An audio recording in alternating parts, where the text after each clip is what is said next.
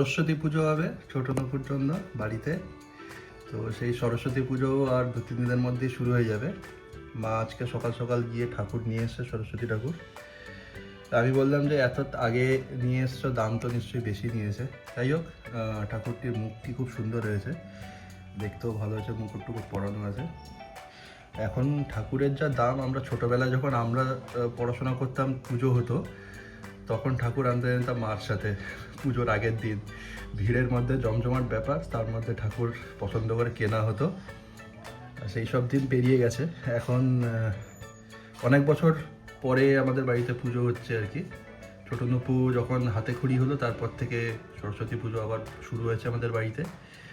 তো এখানে সব ফল টল সব কিনে রেখেছে। এখন যেহেতু শীতকাল, ওগুলো অসুবিধা হবে না, একটু আগে থেকেই কিনে রেখেছে।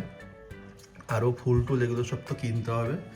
এইগুলো সব দশকর্মা আছে, ঘট, তারপরে ডাব আছে, এখানে যে গামছা, লাল গামছা, তারপরে এখানে জরির মালা, এসব জিনিস আছে। আর এইখানে ঝুড়ির নিচে সব দশকর্মার সব জিনিসপত্র আছে, এইগুলো সব এনে রেখেছে মোটামুটি।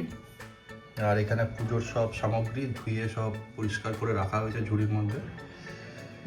এইগুলো সব আগে থেকেই শুরু করে দিয়েছে। আর ঠাকুরমশাইকে বলা হয়েছে, উনি সময় দিয়েছেন একটা।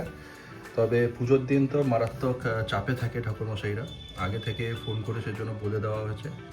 তো উনি এসে পুজোটা করবেন। উনি ভালোই পুজো করেন, অনেকক্ষণ টাইম দিয়ে পুজো করেন। তো সরস্বতী পুজো হবে, ছোটো নুপু জন্যই করা হচ্ছে, যেহেতু নতুন স্কুলে ভর্তি হয়েছে, পড়াশোনা করবে বহু বছর।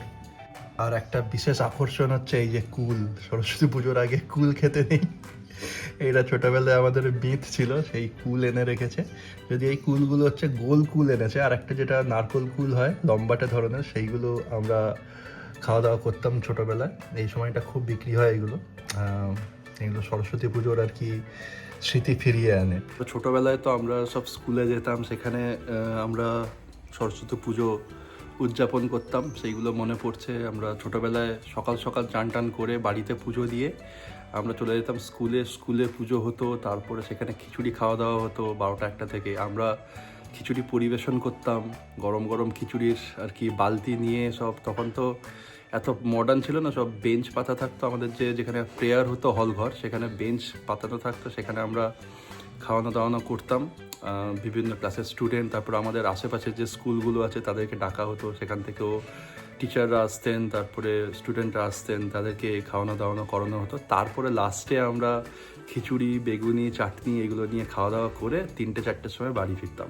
প্রায় একটা হই হই ব্যাপার, আর হচ্ছে একদম পুরো জমজমাট ব্যাপার থাকতো তখনকার দিন। সত্যি মানে এখন তো ফিরেই আসবে না, আর এখন অত সময়ও নেই, আর পরিস্থিতি এত পাল্টে গেছে। এই সব স্মৃতিগুলো মনে পড়লে খুব ভালো লাগে আর কি, সত্যি ভালো লাগে। আমি এখন যা বলছি ক্যামেরার সামনে, আমার সত্যি ভালো লাগছে যে যদি ওই স্মৃতিগুলো যদি ফিরে আসতো আর কি। তো যাই হোক, ছোটো নুপুর জন্য পুজো হচ্ছে, এটা আমরাও যোগদান করব, পুজোতে হাত লাগাবো। তো আরও একটা ব্যাপার জিনিস, সেটা হচ্ছে আখ নেই। আখটা কেনা হয়নি কেন বুঝতে পারছি না। সরস্বতী পুজোর দিন আখ দিতে হয়, আমরা সবসময় আখ দিই। তো আখ একটু আনতে হবে, মাকে বলে আনতে হবে। তো পুজো বাড়িতে জায়গাটা খুব সুন্দর করে সাজিয়ে পুজো করতে হবে। এখনও 2-3 দিন বাকি আছে, দেখা যাক কেমন যায় আর কি। সরস্বতী পুজোর আগের দিন রাত্রিবেলায় আমি কাজে ব্যস্ত ছিলাম। তারপরে যখন ল্যাপটপ বন্ধ করছি, তখন দেখলাম যে মা অলরেডি যেখানে কালকে সরস্বতী পুজো হবে সেই জায়গাটায় বেশ সুন্দর করে সাজিয়ে সব কিছু রেখেছে। সব কালকের সরঞ্জাম যেগুলো পুজোতে লাগবে সেগুলো সব এনে রেখেছে। কলা পাতা কেটে এনে রেখেছে, ডাব, তারপরে যেটা ঘটের উপর বসানো হবে, লাল সুতো, মোমবাতি, তারপরে এখানে কিছু ফল রাখা আছে, সব সুন্দর করে সাজিয়ে রেখেছে। এইগুলো অ্যাকচুয়ালি জরুরি, তার কারণ হচ্ছে যে সরস্বতী পুজোর দিন ঠাকুরমশাই এতটাই ব্যস্ত থাকে যে ওনার 1 মিনিট বসে আমাদের এইসব জিনিস সাজগোজ করানোর ওনার মানে সময় থাকে না, তাড়া দিতে থাকেন। সেজন্য আগের দিন রাত থেকে এইগুলো একটু গুছিয়ে টুছিয়ে রাখতে হয়, তার কারণ এতে সুবিধা হয়। এখানে দেখছো যে পঞ্চপ্রদীপটা সলতে পর্যন্ত দিয়ে রেখেছে। সরস্বতী পুজো হয়েছে না হবে? হবে তো সরস্বতী পুজো। কখন হবে? সাজানো হয়ে যাক, তারপরে হবে। তুমি কি স্নান করে নিয়েছো? হ্যাঁ। হলুদ দেখে হ্যাঁ। মুখটা হলুদ হলুদ লাগছে নাকি দেখে? হ্যাঁ, হলুদ তো লাগছে। ও পাপা আমেদপুর মেট্রোটা ভিডিও করো। আমেদপুর মেট্রো, এই যে ভায়োলেট লাইন, আমেদপুর মেট্রো। গতকাল রাত্রে আমার শুতে একটু দেরি হয়েছে, তাই সকাল থেকে দেখলাম যে সাজো ব্যাপার শুরু হয়ে গেছে অলরেডি। আমি সকাল 8:30 9টার সময় ঘুম থেকে উঠেছে দেখছি যে এখানে সব কিছুই পুরো রেডি হয়ে গেছে, একদম পুজো রেডি ব্যাপার আর কি। সব কিছু এখানে ফুল টুল এনে রেখে তারপরে সিঁদুর সব গুলিয়ে ঘটের উপরে দেওয়া, গামছা টামছা সব রেডি করে রেখেছে। তারপরে মিষ্টি সন্দেশ এগুলো সব এনে রাখা হয়ে গেছে। ফল টল এখানে সব 5 রকমের ফল থাকে, সেইগুলো আনা হয়েছে। এগুলো এখন কাটাকুটি চলছে, কারণ ঠাকুরকে প্রসাদ দেওয়া হবে। ওখানে দেখছি যে ছোলা ভেজানো আছে, তারপরে এখানে অতসী নারকেল একটা ছিল, সেই নারকেলটা কোড়াচ্ছে, এইটাও দেওয়া হবে। তো ব্যাপারটা হচ্ছে একদম পুরো রেডি হয়ে গেছে সবার স্নান টানও হয়ে গেছে। তো আমি স্নান টান করে দিলাম একটু, তারপরে মা ছাদের উপর এসছে। এখানে ঘরটায় জল ভরা হচ্ছে, জল ভরে এটাকে নিয়ে যাওয়া হবে একদম যেখানে ঠাকুরের পুজো হবে, সেখানে ঘরটাকে রাখা হবে। ঠাকুর মশাই ডাইরেক্ট আমাদের বাড়িতে আসবেন না, আমাদের পাশের পাড়ায় একজন মার বন্ধু আছে, তাদের বাড়িতে ঠাকুর মশাই যখন পুজো করতে আসবেন আমরা তাদের বাড়ি থেকে ঠাকুর মশাইকে নিয়ে আসবো। তো ঠাকুরমশাইকে অলরেডি ফোন করা আগে থেকেই ছিল, 1 মাস আগে থেকেই। উনি বলেছিলেন যে হ্যাঁ, আলাদা করে আর বলতে হবে না, আমার মনে থাকবে, আমি এসে পুজো করে দেবো। একটু আগেই ফোন এসছে যে ঠাকুরমশাই অলরেডি ওদের বাড়িতে চলে এসছেন। তো মা রথসে গিয়ে ঠাকুরমশাইকে পুরো নিয়ে এলেন আমাদের বাড়িতে, পুজো শুরু হলো।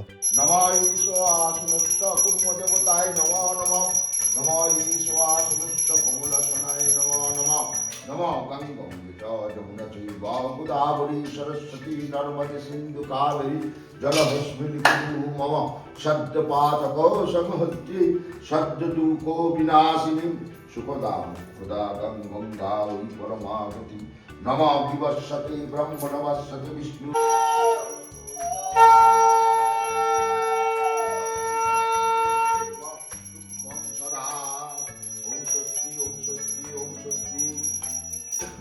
ताय नमो नमः एतस्मै पद्मवर्गं गन्धं स्वच्छासु माधुरा कर्पूरामिश्रितं परिचरणैवेद्यं निवेदयामि गङ्गणेशाय नमो नमः वन्नं परमन्नं भुजनैवेद्यं निवेदयामि गङ्गणेशाय नमो नमः एकदन्तं महाकायं लम्बोदरिद्रं निवेदयामि संसरस्वत्यै देवताय नमो नमः नमो भूर्भुवस्सादत्सवितुर्वरेण्यं भर्गदेवस्य धीमहि धियो यो न प्रचोदयात् ॐ तत्सत् ॐ तत्सत् ॐ तत्सत्।